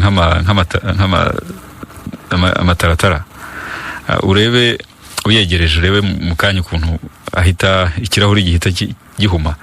Abantu benshi bafite amataratara bambaye n'udupfukamunwa hari ukuntu bayigize imbere kugira ngo umwuka utambuke. Ni ukuvuga ngo hari umwuka usohoka hakaba n'uwinjira kandi ugasohoka hanze y'agapfukamunwa. Rero abatekereza ko umwuka wawe ari wo wongera ukinjira, ntabwo ari byo. Birumvikana ko umwuka utagira ubwisanzure nk'uko byari bisanzwe mbere nta gapfukamunwa, ariko guhumeka birakomeza. Hari abo bigora bwa mbere, akamenyero kataraba, ibintu byose biratonda umuntu yakibijyamo. Ariko nongere ngaruke ku bwiza cyangwa se ku gapfukamunwa kujuje ubuziranenge. Ufite agapfukamunwa ubonye kose karagutera ibibazo. Hari tuba tumeze neza twabugenewe, hari n'udupfukamunwa buriya twambarwa amasaha make cyane. Hari akazwi cyane bita N95, ubundi kagenewe abaganga bari mu bitaro bavura indwara zishobora kubanduza atari na coronavirus, cyangwa tuvuge nk'igituntu n'izindi ndwara zandura vuba mu buhumekero. Ariko kaba gafite ibyumba nka bitatu cyangwa 4, aho kwinjiza umwuka no kuwusohora biba bigoranye. Bityo haba hari amasaha yagenwe ukambara, hanyuma ukaza kugakuramo. Nk'aka ngaka kandi dufite, nk'aka nambaye ntabwo gakwiye kurenza amasaha 4 ukambaye. Nyuma y'amasaha 4 ndagasimbura. Akumwenda ko gafite n'umwanya rwose umwuka ushobora gucamo, bigenda bitandukana, n'uburinzi bwako urumva buratandukana. Nk'ako nkubwiye ko kwa muganga impamvu bakita 95 kakurinda ku gipimo cya 95 ibishobora kwinjira mu buhumekero. Akumwenda gashobora kurinda umuntu ku gipimo cya 50%, ariko urumva iyo tukambaye twese, buri wese ibipimo bye akabiteranya n'ibyundi. Niyo mpamvu y'amatembabuzi nyine uyafite arayagumana, cyangwa se ntanakwirakwire cyane. Muri make rero agapfukamunwa ni ngombwa kandi buri gihe, ariko ukamenya amasaha ugomba kukambara. Wenda kariya kumwenda uko ntabwo mwari muvuze igihe kamara, kandi abantu benshi nitwo babasha kwigondera hirya no hino, ko kambarwa igihe kingana iki? Kambarwa ubundi amasaha menshi yagomba kuba amasaha 6. Hanyuma nyuma yaho ukagakuramo kakameswa. Buriya kugakuramo kakabika ugashyira nko mu gikapu cyangwa mu mufuka, ukaza kongera ukakambara. Nanone wongeye ibyago by'uburwayi aho kugira ngo wirinde. Tekereza igihe wakambariye, abantu mwahuye aho wanyuze hose n'ibyagiyeho, byaba iby'abandi cyangwa se ibyawe, ubibike wongera uze kongera ubisubiremo. Hanyuma se kubera iki ariko karinda igihe kirekire ugereranyije n'utundi tubwiye, kandi ari nako gafite imbaraga nkeya muri za pourcentage batubwiraga? Akangaka agapfukamunwa ubundi kamenyerewe cyane bakita surgical mask, nakaba ababaga kwa muganga. Gakoze mu gisa n'urupapuro, ku buryo dutekereje ko ari amatembabuzi ajyaho, rwa rupapuro rugeraho rugasaza, rukaba rwatangira gupfuka. Niyo mpamvu nk'aka nambaye rero amasaha aba makeya. Hanyuma wa wundi ufite agapfukamunwa k'umwenda, ntabwo ari urupapuro, gashobora kongeraho amasaha 2. Kandi navuze gafunze cyane, kagira amasaha make bitewe nuko gafunze, ugakoresha ntabwo yakagumana igihe kirekire, kandi guhumeka umwuka unyura mu byumba bitatu bimugoye. Nicyo kinyuranyo nta kindi. Uyu munsi abantu benshi baribaza ku bijyanye n'ubuziranenge bw'udupfukamunwa, kubera yuko buriya abantu hari abatugura mu buryo buzwi naho bwemerewe, hari n'abandi batwikorera ku ruhande bitewe na buri wese na gahunda ze cyangwa n'umugambi we, ariko kugeza uno munsi mbona abakontorora ko umuntu yambaye cyangwa abagenzura bareba ko ukambaye nyine ugakomeza, ntibazi niba ari ako widodeye mu nzu, ntibazi niba ari ako waguze kwa muganga cyangwa se muri za nganda zizwi twabwiwe. Uyu munsi muhanganye mute n'ibyo bintu, ko ntabwo mufite impungenge ko bishobora guteza uburwayi, cyangwa ayo makuru ntabwo muyafite? Impungenge zirahari, turanabibona. Hari n'inzego nyinshi dukorana zibisuzuma, cyane cyane nka polisi, kandi barabikora neza. Buriya intambwe ya mbere yari ukumva imyumvire igahinduka, kumva ko agapfukamunwa gafite umumaro mu kwirinda iki cyorezo. Nge nanashima rwose abanyarwanda n'abandi baba mu Rwanda bagiye babyumvise vuba. Usanga imibare y'abakoresha agapfukamunwa, iyo uzenguruka, iyo utembera mu muhanda, usanga birashimishije. Ikidashimishije ni uburyo gakoreshwa. Tuzagera no kuri icyo uvuga, ese karite yako imeze gute? Ariko ngewe ikimpangayikisha ni uburyo abantu bakambara nabi. Ugasanga hari umuntu uhora yambaye agapfukamunwa ariko izuru rye ritarigera ripfuka na rimwe. Hakaba n'undi noneho aba ari mu nama agaterura rwose, ukabona arakamanuye ashyize hasi, agiye kuvuga akambaye mu ijosi. Uwo ni nawe ntera impungenge cyane, kuko iyo uvuga amacandwe utanabona ajya mu bantu. Na ya mikoro uri kuvugiraho warangiza ukayihereza undi, nayo matembabuzi yayigiyeho, bityo haba hari ikibazo. Hakaba uwa gatatu noneho ugafata akagakorakora, yarangiza akanakabika, akongera akagakoresha. Tekereza rero izo virusi niba wazambaye, wazifashe, wanazibitse. Hanyuma icyo wari uvuze gikomeye cyane tugomba no gushyiramo imbaraga no kureba ubwiza bw'agapfukamunwa dukoresha. Nabonye hano mu mujyi wa Kigali urubyiruko batangiye kubibona rwose, za branding z'udupfukamunwa, ibintu birasa neza, ariko tunatekereze se nako kudukingira cyangwa nako umurimbo gusa. Tuze kumva ko agapfukamunwa kabe gasa neza, ariko natekereze ko kakurinda kuza guhura n'umuntu ufite coronavirus, cyangwa se nawe urayifite, uri kurinda abandi. Hanyuma rero mu bihe byashize iki cyorezo kigitangira hirya no hino hano mu Rwanda, amakuru yavugaga ko, cyangwa mwatangazaga, Minisiteri y'Ubuzima ndetse n'inzego zitandukanye bazaga mu biganiro, bagaragazaga ko kwambara agapfukamunwa icyo gihe bitari ngombwa. Impinduka zaje zite uyu munsi ku buryo kaba nkingi ya mwamba mu kurwanya coronavirus? Ni ikibazo cyiza, nta nubwo ari twe twenyine, n'isi yose. Ikintu cya mbere cyari ikibazo cya gihe, cyari ukuvuga ngo ese dufite udupfukamunwa dukwiriye byibuze n'abaganga?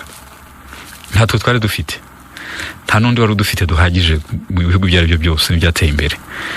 Icya mbere twagombaga gukingira ni ukugira ngo ba bandi bari buhure n'abarwayi babe bafite uburyo bari bubavure batikanga. Mugeze kumva abaganga mu bihugu bimwe aho banahungaga abarwayi, hano ntibyigeze bibaho, kugira ngo abanyarwanda bo bamenyereye guhangana n'ibibazo bikomeye. Ariko kiriya icyiciro twaje kukirenga, tugera ku cyiciro kivuga ngo ese niki cyatuma coronavirus itaza kuva ku bantu tutazi naho bari igera ku bandi. Icyo gihe n'ubushakashatsi bwakomeje gukorwa, aho mu bihugu nka za Singapore, Korea na Taiwan bagaragazaga yuko kuba abaturage bose barambaye udupfukamunwa byatumye coronavirus itazenguruka cyane mu baturage nko mu bindi bihugu byateye imbere tuzi. Imyitwarire, ikinyabupfura, discipline y'abaturage yatanze ikinyuranyo mu bihugu bimwe, ari nacyo turi kubona hano mu Rwanda. Ari nayo mpamvu impinduka yabaye naha, kavuga ngo abantu bose lockdown yarangiye, ariko abantu basohoke badakwirakwiza amatembabuzi ku bandi, batabanduza. Nta kindi cyatumye bihinduka ni icyo. Hari ibyo twabonye bishya, ariko n'udupfukamunwa tw'abaganga bacu n'abakora umurimo wo guhangana na coronavirus abo bita frontliners bari bamaze kubona ibikoresho byose bihagije. Uyu munsi tubona ibihugu bitandukanye birakataje mu bushakashatsi, abantu amakuru aratangwa agaragaza byinshi binyuranye bigenda bigerwaho hagamijwe gucukumbura cyangwa se gushakisha ngo harebwe ko haboneka umuti uvura coronavirus. U Rwanda ruhagaze gute ku bijyanye n'ubushakashatsi? Duhagaze neza, navuga n'urugamba ibihugu byose bigerageza kwinjiramo. Nta muti uhari uyu munsi wo kuvura coronavirus, nta muti uhari wizewe. Imiti yose yagiye ica mu igeragezwa, hari n'iyagiye yizerwa cyane yagera hagati bikarangira, ngira ngo uzwi cyane ni chloroquine. Ubu ngubu navuga yuko n'umuryango mpuzamahanga ushinzwe iby'ubuzima wahagaritse ubushakashatsi wakoraga kuri uwo muti kuva ku munsi w'ejo bundi. Uwo muti natwe twari twaratangiye kwinjira muri iryo tsinda mpuzamahanga ryo gukora ubushakashatsi ku miti itandukanye nawo urimo. Natwe twarabihagaritse, nta n'umuntu n'umwe twari twakavuye. Hari indi miti igera kuri 3 nayo dukurikirana ishobora kuzavamo yatanga icyizere. Hari uri kwitabwaho cyane tutaratangira gutanga ahangaha, ariko nawo ubushakashatsi bwa mbere buragaragaza ko ushobora kugira ingaruka nziza kurusha chloroquine iyo yamaze no kuva muri uru rugamba. Ikintu rero buriya muri covid coronavirus, ikintu cyihutirwa cyane ni ukubona umuntu ukirwara vuba atari yaremba, kuko ikimwica ntabwo ari ya virusi ubwayo, ni uburyo ishobora kwangiza izindi ngingo zigize umubiri, cyane cyane imyanya y'ubuhumekero. Iyo umuntu rero ushoboye kumuha umwuka agahumeka neza atararemba, biramufasha ntanakenere n'indi miti. Ngira ngo twagize abarwayi bagera kuri 3 bakeneye ubwo bufasha, aho bahabwa umwuka bari mu mavuriro yacu, ku buryo atinda akaba yaguma mu rugo, ashobora kugera mu byiciro aho ashyirwamo noneho n'ubundi buvuzi, akaba yanashyirwamo imipira igera mu bihaha imufasha, ariko bose bahabwaga umwuka biciye inyuma, bitagombereye ko winjira mu myanya y'ubuhumekero ngo umufashe guhumeka. Icyo ni urugero rwa mbere rwo kuvura coronavirus udatanze imiti ijya kwica virus ubwayo, kuko umubiri iyo ubufashije kwihagararaho mu minsi mike ukora ubudahangarwa, ubwirinzi. Ari nacyo cyiza twe dushyiramo imbaraga ubu, tudategereje ko abantu buzura mu bitaro. Kugeza uyu munsi wa none nta barwayi turagira bajya mu byo bita ubuvuzi bwisumbuyeho cyangwa intensive care unit. Ni ikintu cyiza, twari twarabyiteguye byose, ariko twifuza ko tutazagera ku icyo gipimo, kuko iyo umuntu ageze hariya kumuvura biragorana, akenshi n'amahirwe yo kumukiza ntabwo aba ari menshi. None se uyu munsi tuvuge ko abantu bahawe umwuka biba bihagije gushakisha imiti bitaba bikiri ngombwa, abakiri no munsi baba bakize bate? Bose bashyirwa ku mwuka cyangwa hari n'ubusanzwe abantu baba wenda bafite ubundi buryo bavurwa? Mukoresha iki uyu munsi niba umuti udahari kandi tukabona imibare y'abakira yiyongera? Umwuka nawe utanzeho urugero, ariko nshobora kuguha n'izindi ngero nyinshi z'uburyo tubavura. Hari abaza bafite indwara zindi ukazitaho kugira ngo zitaza kumubera icyuririzi cyangwa inyongera y'ibibazo. Imiti rero iyo dufite duha abantu bari aho dukurikirana abarwayi bafite coronavirus, nk'uko nabisobanuye, ni ukugira ngo dufashe umubiri kwirwanaho, cyangwa se ikimenyetso agize tukakivura. Hari abagira umuriro bakavurwa, ariko imiti ubwayo ihangana n'iyo virusi uko nabivuze ntayihari ku isi, ntayihari, iri mu igeragezwa ni myinshi. Natwe hari iyo dukurikirana mu igeragezwa, ariko ubushakashatsi bugeze kuvuga ngo murakora iki mu bushakashatsi? Ni byinshi. Nk'ubu mu bijyanye no gupima, ngira ngo hari itsinda ry'abashakashatsi bacu bamaze iminsi bapima mu buryo bwihuse, ndetse twanabyanditsemo inkuru y'ubushakashatsi ishobora no gufasha ndetse n'ibindi bihugu. Hari uburyo dupima abantu benshi icyarimwe. N'ubu aba bantu twapimye benshi nk'ibihumbi 2, dushobora gupima abantu 2,000 cyangwa 1,000 mu buryo bwihuse, babyita pooling.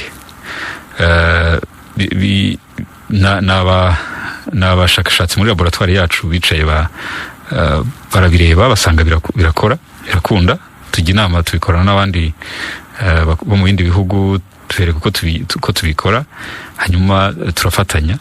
Ubu hari ibihugu byinshi biri kutugisha inama murabikora gute.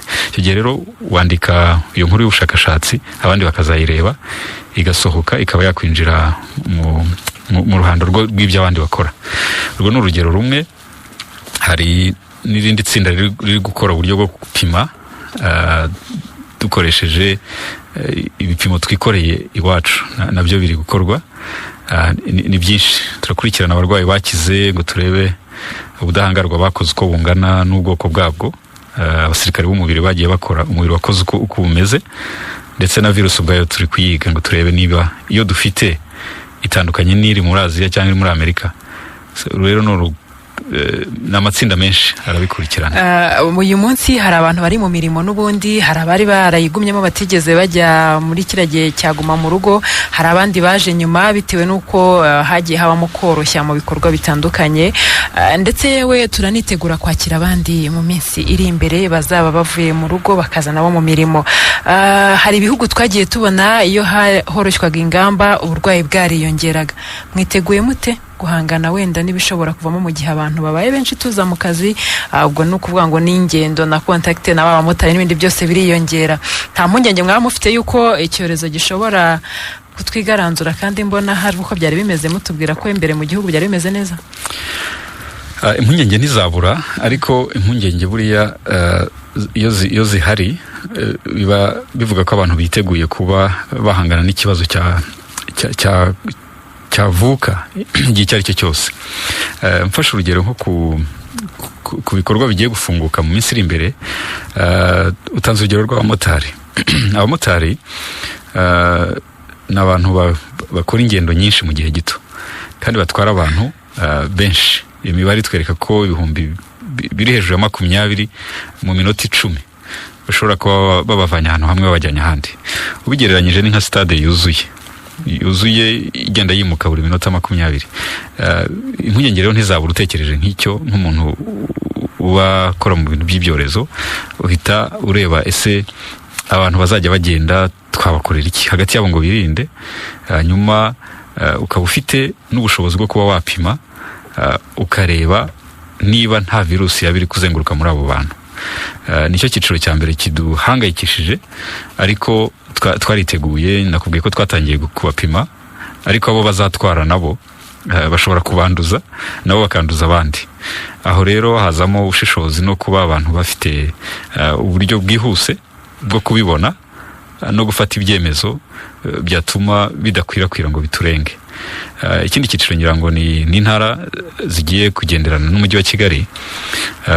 Hariya naho twari dufite impungenge mbere ko umujyi wa Kigali ushobora kuba ari wo wibasiwe, bityo abantu bakaba bajyana coronavirus mu turere ahantu kure tutanashobora no kugera mu matsinda yacu yihuse ajya gupima no gutabara. Ubu rero ikigaragara mu mujyi wa Kigali nta kimenyetso na kimwe kitwereka ko hari coronavirus iri kugenda tutazi. Aho iri turahabona ku mipaka n'ahandi, turayikurikirana muri aba batwara amakamyo. Ubwo icyo tuzakomeza kureba nuko hatavuka ubundi buryo cyangwa se ahandi hantu coronavirus yazamuka ikaba yazenguruka. Tugana ku musozo rero, mubona ari iki cyiza covid yaba yaratwigishije nk'abanyarwanda? Yatwigishije kuguma mu rugo, tukabana n'imiryango yacu, tugakora imirimo dukoresheje ikoranabuhanga. Yatwigishije yuko ubuzima bwacu bufite agaciro. Twereka yuko ibyemezo ubuyobozi bwacu budufatira ari ku neza yacu. Yatwigishije yuko iyo dufatanyije urugamba niyo rwaba rukomeye dushobora kuzarutsinda. Ntabwo turarutsinda, ariko nibura icyiciro aho tugeze ni intambwe nziza. Kandi ikindi twakuramo nk'isomo ni ukutirara. Niba tukibona abantu bashya buri munsi, ntibizaducike ngo ejo ya mibare tutanabasha no kubara no kurondora ngo tunayoberwe naho biri guturuka. Ni byinshi, hari byinshi tuziga no mu minsi iri imbere. Murakoze cyane rero, reka tugane ku musozo w'ikiganiro cyacu, ariko kandi tubashimire ko mwabanye natwe, tubashimire ko mwigomwe umwanya wanyu, ariko akenshi dusoza tugaruka ku cyo twabajije nk'ikibazo. Uyu munsi abanyarwanda babigenze bate? Bareke gukomeza kwirinda igihe gishize ni kinini, bashyiremo imbaraga, urugamba nibwo ruhinanye, bigende bite? Murakoze. Sino kunshimira kuko ubundi gukora akazi kanjye, ahubwo mwamfashije gukora inshingano. Abanyarwanda rero